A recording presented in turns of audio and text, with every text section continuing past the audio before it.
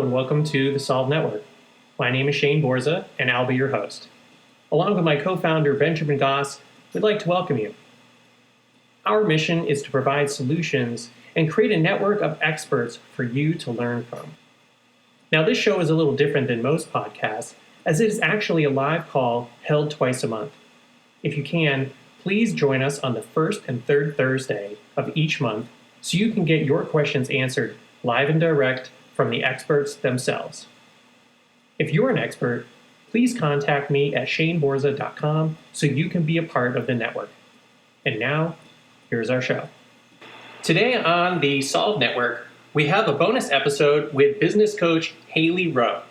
She is our guest expert for a reason because she helps people go from being a certified coach to a profitable one. Please enjoy this bonus discussion and Q&A with Hailey. Scene one, Apple, take one. Hi, I'm Shane Borza, your content creator coach.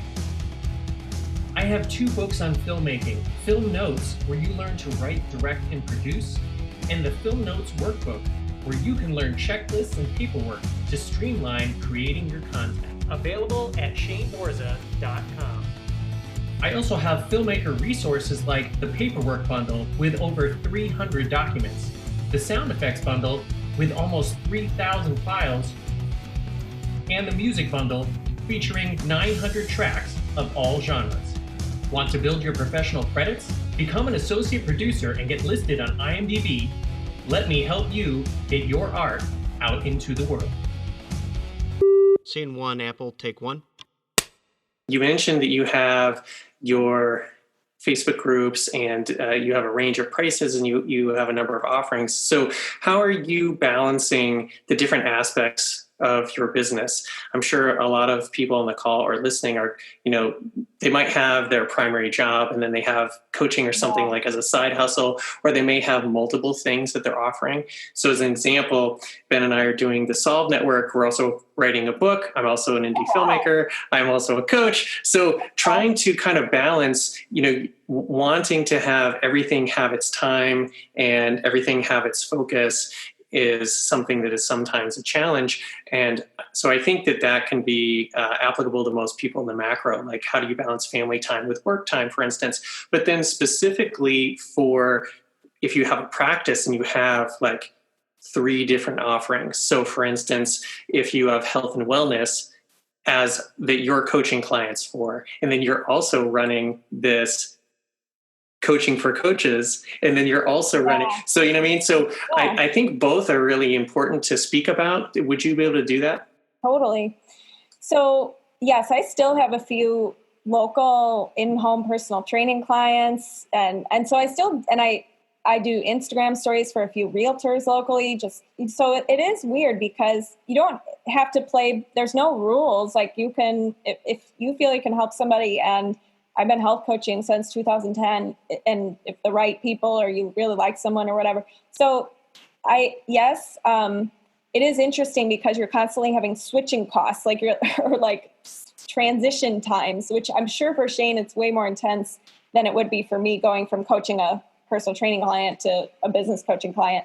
Hey, Audrey, thanks for watching. Talk to you later. But anyways, but I also sing in a wedding band on the weekends, and that gets really tiring because in the summer we're driving all over the place. You're not home till 2 a.m., et cetera. And then during the week, I'm on a normal schedule.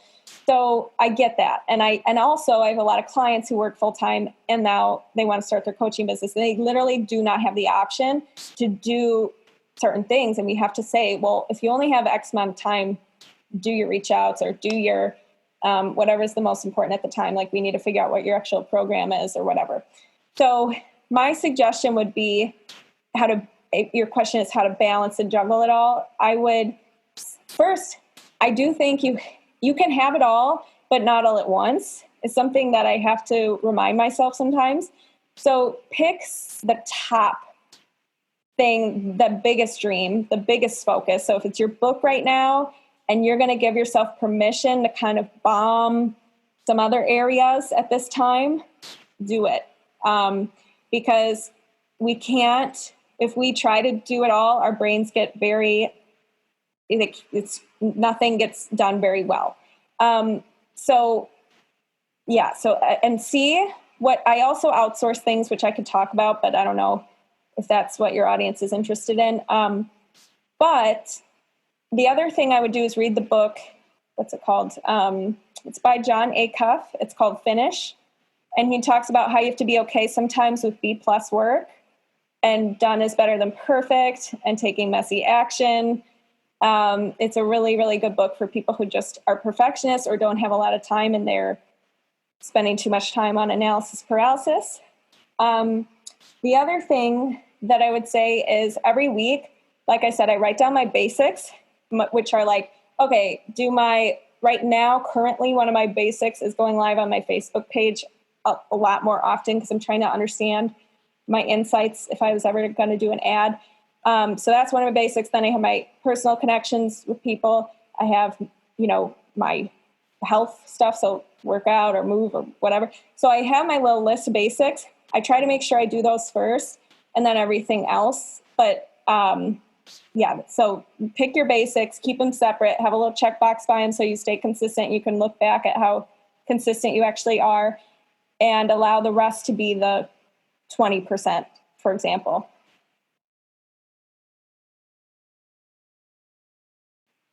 This is super helpful, Hailey. Yeah.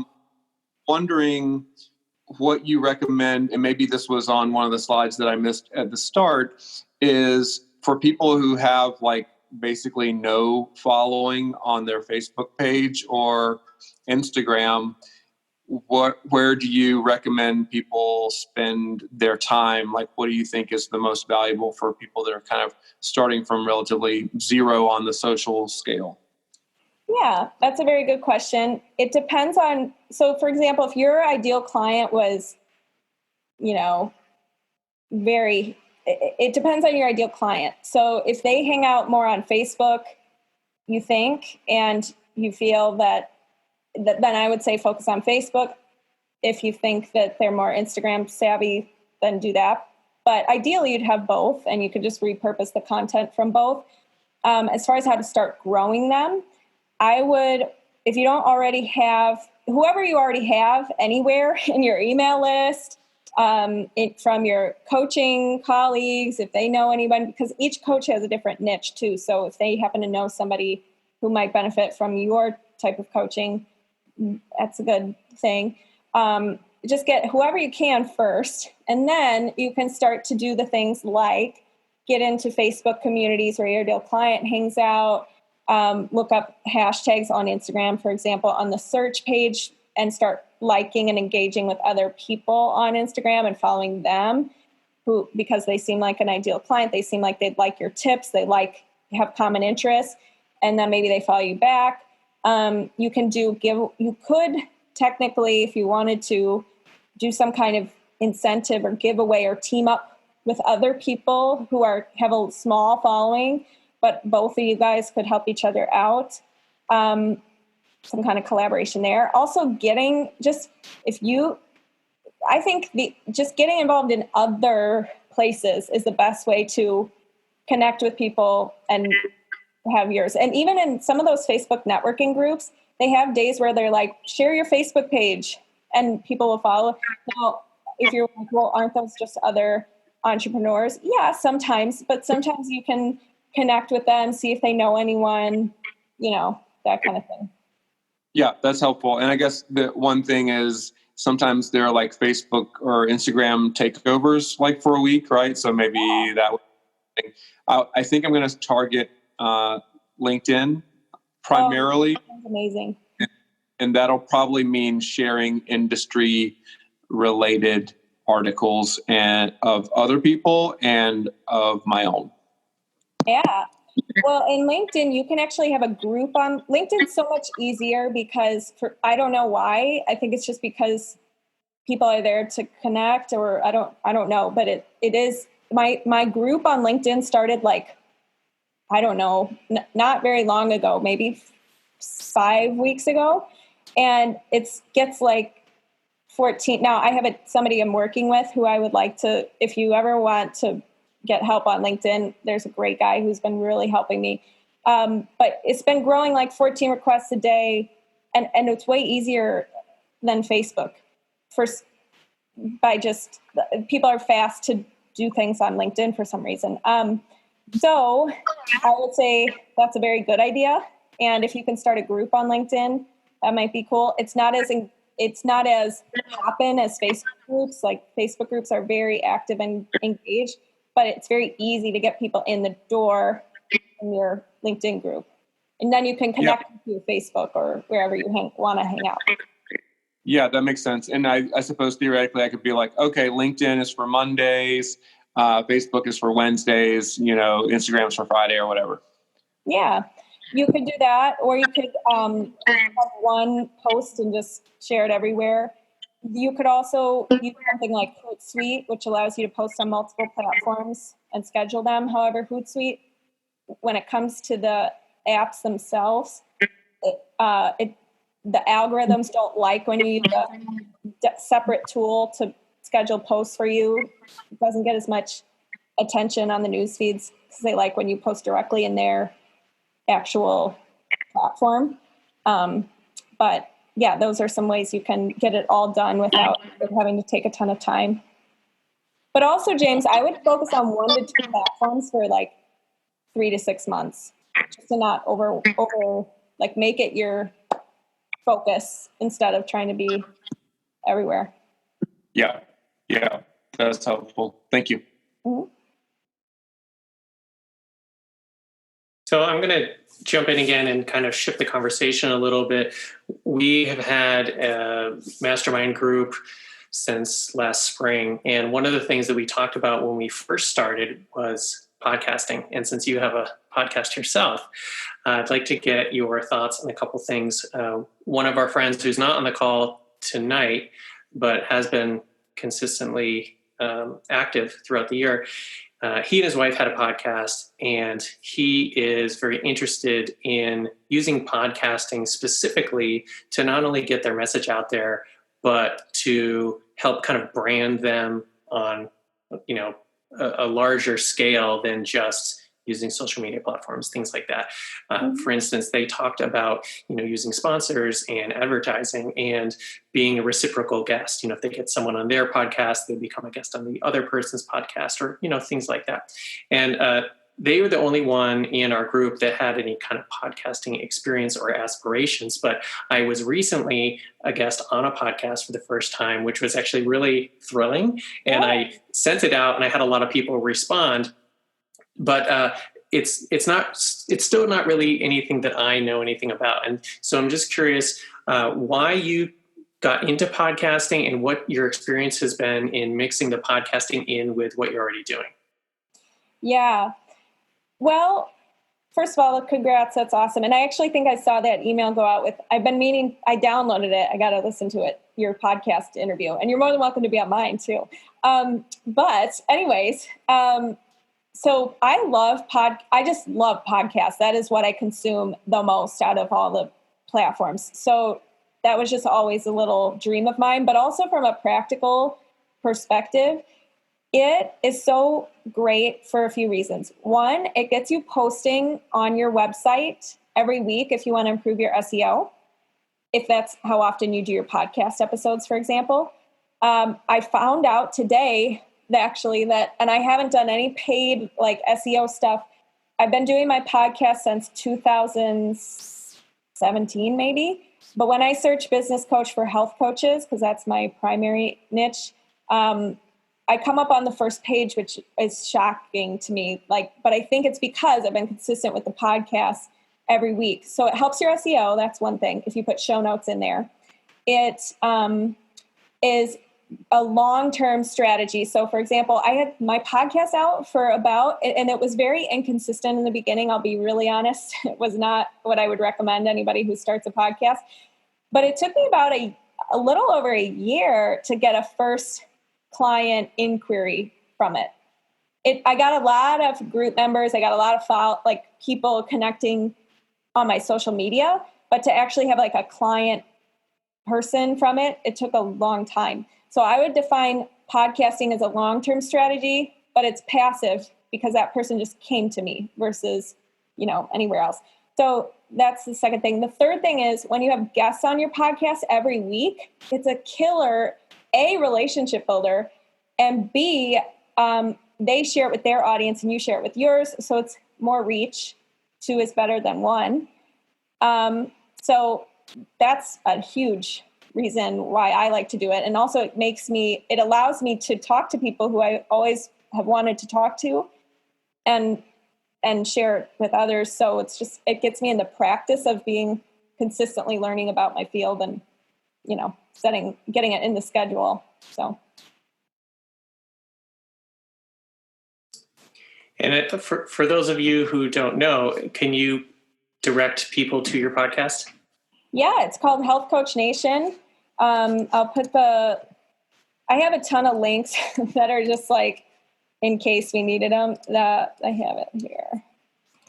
I'll put in the notes. But if you just search Health Coach Nation on iTunes, or if you go to Hailey Rowe, Hailey, Rowe, ROWE.com/blogs, you'll see all my show notes pages come up.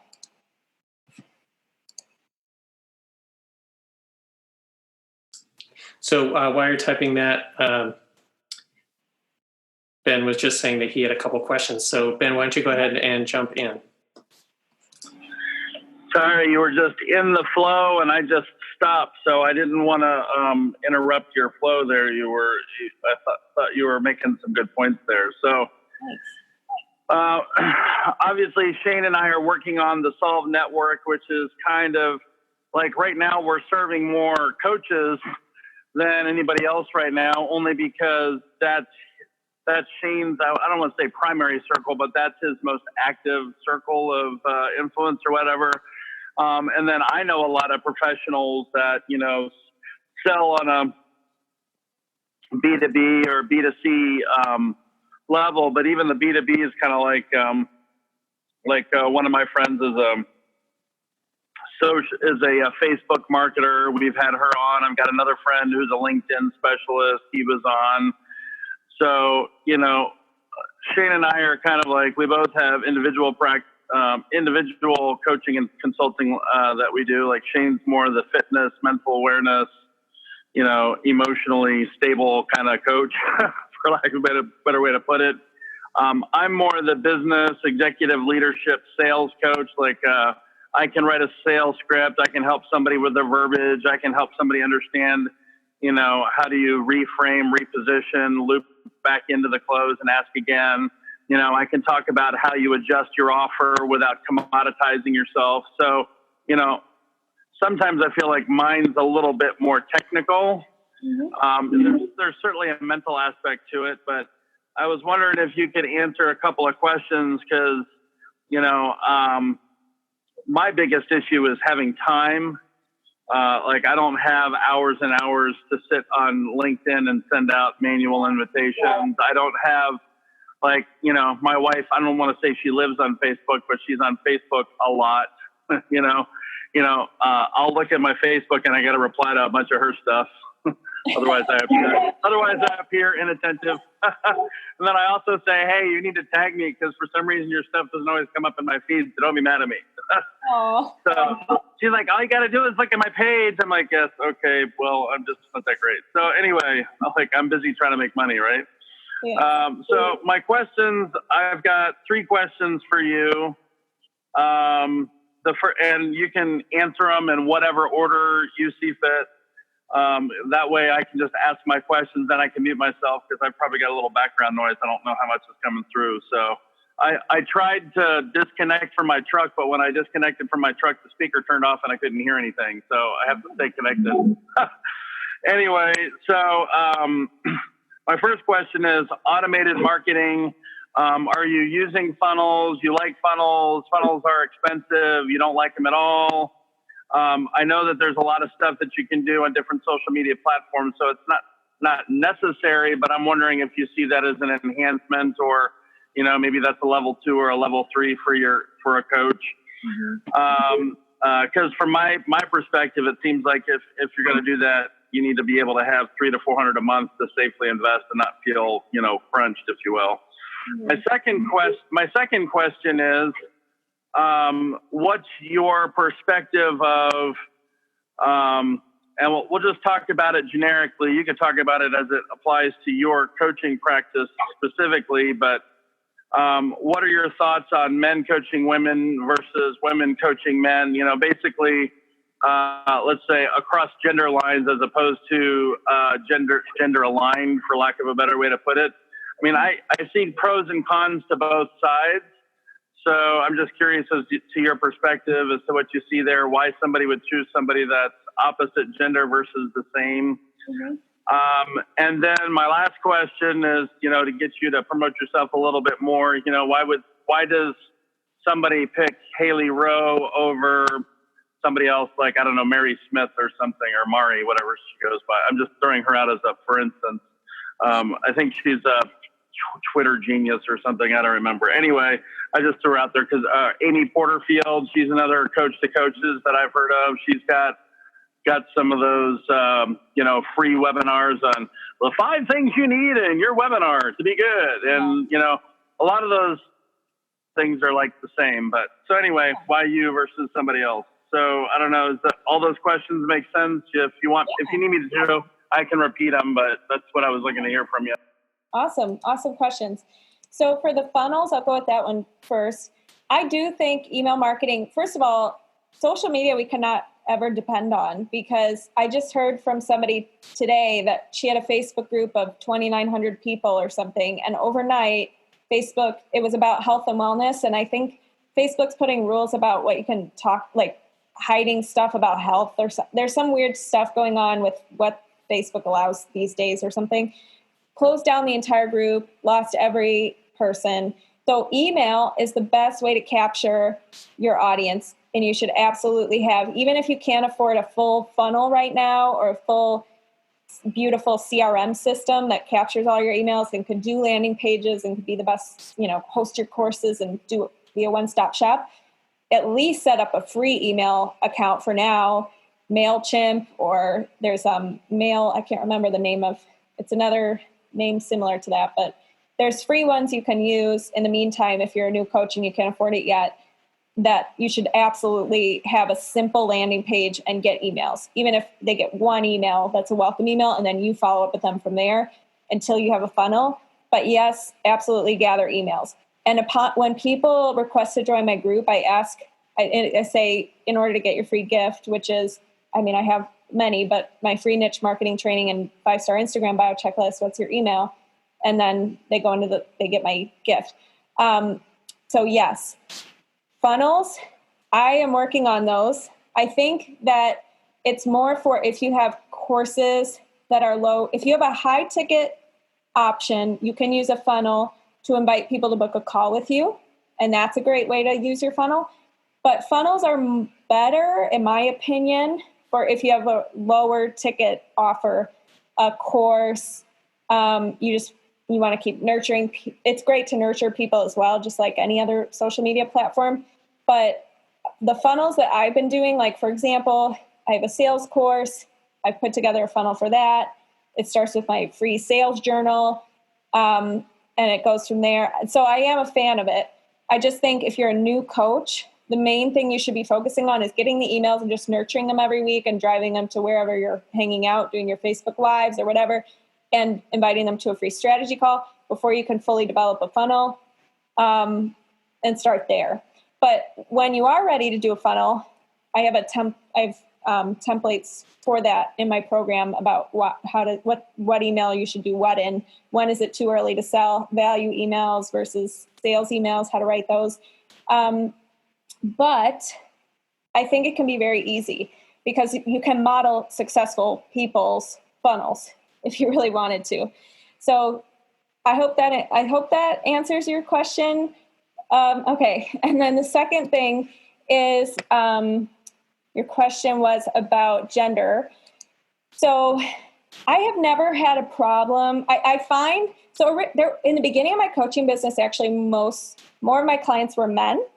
And now all of my clients currently are women. So it just depends. I think that people, it's who they resonate with and who they see can get results. I've worked with female coaches. I've worked with male coaches. Currently, I'm working with a male coach, and I love it because it's more of who balances out what you don't have. So in other words, I know I have the creative ideas. I can go live and be on video. I like all that stuff. My coach, is very, very good at logical, macro level. From a business standpoint, I wouldn't do this or that, which I'm good at too. But he sees things that add on and enhance what I would have already had done. So I think it's more about finding who you feel, just like dating. It's like, who do you feel has the collaborative components that you don't really see or you don't really have? Any coach that has a bird's eye view and is not as in it in your business as you are is good, but it's more about the personal connection, who matches, who is a nice compatible match, and who do you feel fit with. My branding is all light pink and very feminine, and yet I still have some guys every once in a while. So, and that just demonstrates that even when you're very, very specific on your niche, sometimes the people who don't fit that niche, if they still match your values and if they still get value from your content, don't be afraid to get specific on your niche because they'll still come around. They'll still show up, right? So that's what I'd say about gender. And the last question about, why work with you over other people. Part of it, I think, first of all, I am very, very structured, and I will give you the exact, for your personal game plan. You only have 2 hours a week, we'll work with that. You have certain circumstances we have to work around, we'll work with that. And I'll tell you exactly what to prioritize for the week. When you do a program like Amy Porterfield's, it's a bigger group. You get a little more lost in the shuffle. In my group, my group program is super hands-on. You get weekly calls with me live. So just from the personal touch point view, I'm really there. Second is, I've had clients tell me that I don't want to work with somebody who's like a huge millionaire because I want to work with somebody who's six figures or above or full-time in their coaching business, but not like Amy Porterfield, because I don't see that far yet. This is the stage I'm in, and I need to actually talk to somebody live I need somebody to watch my discovery call and give me feedback. I need somebody and they're not going to do that, right? So you need somebody who's steps ahead of you for sure, but sometimes people feel like if they go to Tony Robbins, who charges $250,000 a coaching session and can't relate to where they're at right now in their journey at all, that's rough. And then the last thing is, I think, if you check out, I feel that I'm very flexible with people. So example, with my clients, if they have a life situation, one of my clients who a breakup right now, she needed a break from coaching. We can pause her program. She can come back when she's ready. So I don't know. I think it's more just being a human to other humans. And yeah. Can you talk about how you avoid being commoditized or making sure that you show your clients that your time and expertise has value and you're not just an add-on right along? Well, if you like it, great. I don't know. I mean, do you not find that's an issue because of how you frame the onboarding, or is that something that you had to learn along the way? Because I would have, I know there are clients, coaches that structure with that. If you look at my LinkedIn profile, I'm really blunt and out front. I'm like, look, if you're not ready to pay, don't call me, because I'm not into time vampires. I'm not going to give you 8 hours I'm not going to give you 8 hours of consulting for free while I'm really just trying to decide, how would you handle this? That sort of thing. Does that make sense? Oh, yes. Okay. So I definitely went through my phase of I call them free vampires, and they just suck you dry and they will never buy from you ever. So I have now for this group, I sent you directly to a simple calendar link that has a few questions, but I have a pretty extensive application form on my website. It's haileyrowe.com/strategy-call. And I always look through that. And if they're not like an 8 out of 10 motivated at least, and if they don't say that, if they say they're not looking to invest or they're not willing to be resourceful to invest, like I ask questions like that. And if they say no, I usually send them an email and say something like, hey, I noticed you said this in your application. I just want to let you know I'm not sure if we're going to be a match. I work with people who are really wanting to do this full time and are open to, getting the support they need. Let me know if you still want to connect for a call. So I have my application form. That's one thing. The second thing is know which kind of call you're going into. So in other words, if I don't know if somebody's qualified yet and I'm just, I'm not, maybe we connected somewhere, whatever. I make that a shorter call. So we don't go through a whole discovery call and waste an entire hour. And then I realize at the end, they're not even interested in buying anything. So I always start small with something, typically, if I'm not quite sure, if they didn't go through the normal process that I usually have my clients go through. And then there's one other, right at the beginning of the call, if it's a discovery call, you can ask questions like, what we're going to, you give them a roadmap of what the call is, but then you could say something like, I noticed on your form that you said you were 10 out of 10 motivated and you were willing to invest my range of coaching options if you feel like it's a good fit and it can solve your problems. I just want to make sure before we get into anything that's still true. And if you have any questions about that type of thing. So you can be direct like that. My last question for you, I don't know what else to call it. I'm going to call it an indoctrination loop. Do you make use of any pre-framing material? Like before somebody books a call, do you say, hey, I need you to watch these 3 videos and then answer these questions? Or how are you framing that discovery call so that it's productive and not a wandering, aimless, hey, how are you? Yeah. I went to high school in Vermont. Yeah. So in my application form, I ask them, what do you specifically want to discuss on your call? Or I ask them something like, what's your biggest problem right now that you want to solve? So that we know going in, like that's what they struggle with. And I can understand that.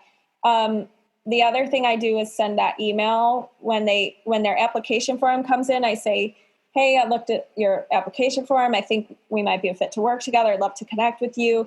Here's the link to book a call. Here's what to expect. Here's 3 videos to get you started. And I send like a mindset video that overcomes common concerns or objections. I send one of my educational videos. I send my testimonials link to all those. And that way they're able to kind of soak that in before. I don't make it a required or anything. I haven't had any trouble really with people just completely blindly coming onto calls, but that's what the pre-framing email has been important. So I'm just going to jump in. So we have about 10 minutes left, and we don't need to take the 10 minutes, but if anyone has any final questions, I would encourage you to ask now so we do have time to wrap up in a few minutes.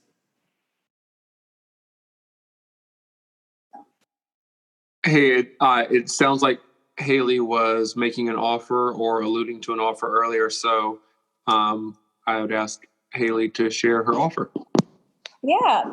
So my offer is book a call because it depends on the person and what you're looking for.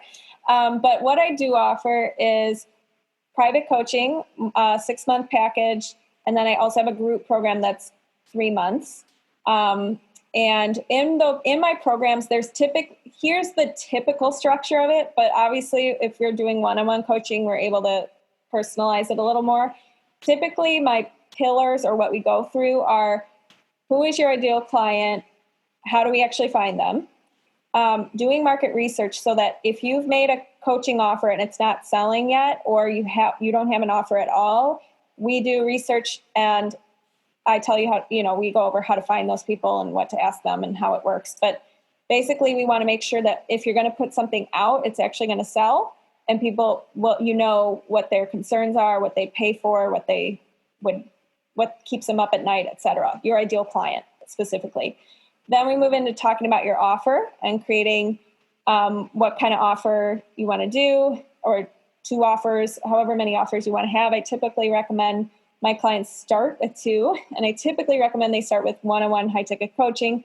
Even though some people say you should start with courses or you should start with a group program, we can do that if we work together.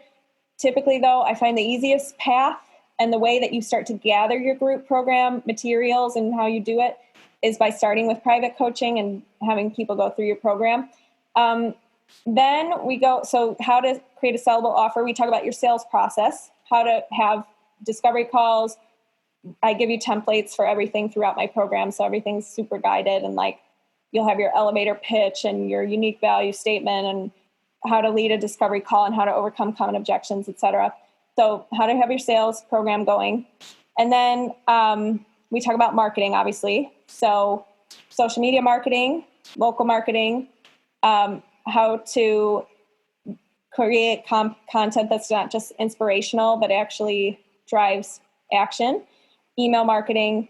I have guest speakers all throughout my program. I have 6 of them, and 2 more coming in soon. There's somebody who talks about Pinterest. There's somebody who talks about local marketing. Actually, she was a human potential coach. She speaks at Google and some other big thing in San Francisco about mindfulness and meditation. So she talked about how she did that. We have a lawyer who talks about what you're legally allowed to do with coaching and not allowed to do, and what you need to include in your contract and your onboarding process. We have, who else am I missing? An adaptability and leadership coach who talks about just time management, managing your own self, discipline. We have a storytelling coach who talks about how to create your signature story, how to become a speaker if that's something you want to do, and how to use that even in your Facebook Lives and things like that if you're not going to speak professionally. So like I said, in addition, we have the guest speakers, my coaching. You have an entire learning platform. As private clients, you also get to be a part of my group program. So you can come to the group program calls, you can post in the group, you get all the same stuff. So those are my 2 main offers. But at the same time, I do have a sales course, and that is just focused on the discovery call sales process situation. And I can send you all this stuff, James, or we can connect, but the sales course link I can send if we want to include that in the email after this. Perfect. Awesome. Thank you, Hailey. Yeah, thank you. So we have a few minutes left, and I am going to repeat what I started off at the beginning because it was cut out. So just as a final thing for Hailey, is there anything else that you'd like to say, or is there anything you'd like to put some light on if you have anything coming up that you'd like to let people know? And then finally, where would you most like to direct people so that they can either follow up with you, book time with you, or find out more information about what you're doing? Yeah. So I would say the best place to be is my Facebook group. It's Health Coach Nation. It's just facebook.com/groups. And then I'll put it in the comments here, /Health Coach Nation. And you don't have to be a health coach to join. There's several service providers in there. And then the other way, like I said, if you book your call before January 5th, you can have opportunities for bonuses and my early bird pricing for my coaching for 2020. And then the last thing I want to say is, even if you're not sure you want to work with a coach, but you want to outsource things, I have several people I'm actually bringing onto my team to do things for my clients. So I have somebody who can get you podcast interviews. I have somebody who can do LinkedIn lead gen and book you up to 30 calls at least per month. I have a Pinterest girl. So if you're just more like, I don't know what I need and I need to talk to somebody, let me know. But yeah, those would be the things I would say. So as a reminder for anyone who heard this at the beginning, Ben and I have started the Solve Network, which you can find more information at thesolvenetwork.com. It is a coaching and mentoring business, but we are also offering a series of mastermind calls such as this one, where we are finding experts to give presentations and offer up discussions and questions and answers with people who may not otherwise connect with them. So if anyone would like to come on a call, we are launching our non-beta calls next year. But we would like to grow the audience of not only people to listen to the calls, but people who want to come on and have a safe place to present and to polish their pitch and their talk. So I would encourage anyone that would like to go to the Solve Network, and you can sign up and we'll email you more information. So with that, I would like to thank Hailey again so much, and please go to HaileyRowe.com for more information. And you can also listen to her podcast, which is Health Coach Nation, which is I would recommend listening to. They've gotten a lot of helpful tips out of that. Thank you. And everyone have a great evening. Hi, I'm Shane Borza, a climber, creator, and coach, and I want you to build the skill of health and fitness. My new course is a priceless gift to you, and it's available exclusively on PonoQuest.com. That's P-O-N-O Quest.com. Build the Skill is a minimalistic, functional, real-world fitness program which can help you to move better and get stronger faster. I can't wait for you to check it out, and when you do, please let me know how it helps you. That's Build the Skill at PonoQuest.com. Thank you for joining us on this episode of the Solve Network. As a reminder, these calls are held live on the first and third Thursday of each month. If you'd like to join us as either a listener or guest expert, please contact me at shaneborza.com. On behalf of my co-founder, Benjamin Goss, we're glad you are a part of the network and hope you are finding solutions. If you need solutions, please reach out.